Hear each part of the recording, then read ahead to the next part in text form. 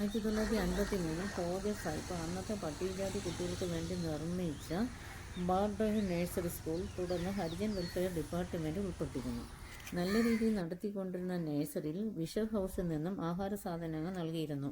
മറ്റു പലരും സ്പോൺസർ ചെയ്തും നഴ്സറി നടത്തിക്കൊണ്ടിരുന്നു. തുടർന്ന് കോർപ്പറേഷനിൽ അറ്റകുറ്റപ്പണികൾ ചെയ്തു എന്ന് പറഞ്ഞുകൊണ്ട് അന്നത്തെ കൗൺസിലർ നഴ്സറി സ്കൂളിനെ ചുറ്റുമുള്ള സ്ഥലവും കോർപ്പറേഷനിൽ ഉൾപ്പെടുത്തുകയുണ്ടായി. ഇതിനെ തുടർന്ന് കിട്ടിക്കൊണ്ടിരുന്ന ആനുകൂല്യങ്ങൾ നഷ്ടപ്പെടുകയുണ്ടായി. 1989 ശേഷമാണ് കോർപ്പറേഷൻ നഴ്സറി സ്കൂളായി തീർന്നത്.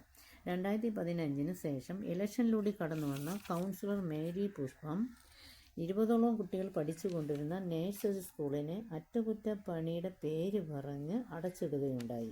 തുടർന്ന് കുന്നൂഴി RC സ്ട്രീറ്റിൽ വാടകയ്ക്ക് നടത്തിക്കൊണ്ടിരുന്ന അങ്കണവാടിയെ അടച്ചുപൂട്ടാനുള്ളതിന് പകരം ഈ നഴ്സറി സ്കൂളിൻ്റെ പേര് മാറ്റി അങ്കണവാടിയാക്കുകയുണ്ടായി. തുടർന്ന് ഇവിടെ നിലനിന്നിരുന്ന ഹെൽത്ത് സെൻറ്റർ, മാതൃ ശിശു സംരക്ഷണ കേന്ദ്രം, വയോമിത്ര ഇവയെല്ലാം അടച്ചുപൂട്ടുകയുണ്ടായി. വയോമിത്ര ഇപ്പോഴും കുന്നുകുഴി RC സ്ട്രീറ്റിൽ സ്ഥിതി ചെയ്യുന്നു.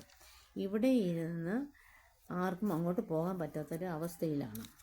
കുന്നൂഴി കോർപ്പറേഷൻ നഴ്സറി സ്കൂൾ 2008-2009 കുട്ടികൾ പഠിച്ചിരുന്നതിൻ്റെ ഫോട്ടോ കൂടി ഉൾപ്പെടുത്തുന്നുണ്ട്.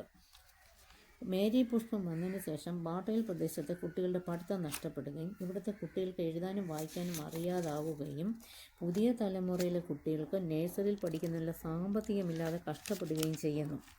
ഇവിടുത്തെ കുട്ടികളുടെ എഴുത്തും വായനയും നശിപ്പിച്ചുകൊണ്ട് നഴ്സറിയെ പൊളിച്ചടുക്കിയത് ഇന്നത്തെ കൗൺസിലർ മേരി പുഷ്പമാണ്. ഇവർ ഇവിടെ നിന്നും പട്ടികജാതിക്കാരുടെ ഫണ്ട് വെട്ടിയെടുക്കാനും ശ്രമിക്കുന്നു. ഈ നാട്ടിലെ എല്ലാ വിഭാഗക്കാരും പഠിച്ചിരുന്ന നഴ്സറിയെ തിരിച്ചു കൊണ്ടുവരുന്നതിന് ജനങ്ങൾ മുൻകൈ എടുക്കണമെന്ന് ആവശ്യപ്പെടുകയാണ്. ഈ നഴ്സറി പുതുക്കി പണിയുന്നതിന് കോർപ്പറേഷൻ ഫണ്ടില്ല, പകരം സ്പോൺസറെ കൊണ്ടുവന്ന് പണി കഴിപ്പിക്കാനുള്ള അനുമതി തരാമെന്ന് പറഞ്ഞിരുന്നു. അഹാദിശിക അതിനുവേണ്ടി മുൻകൈയെടുത്ത് വരികയുണ്ടായി.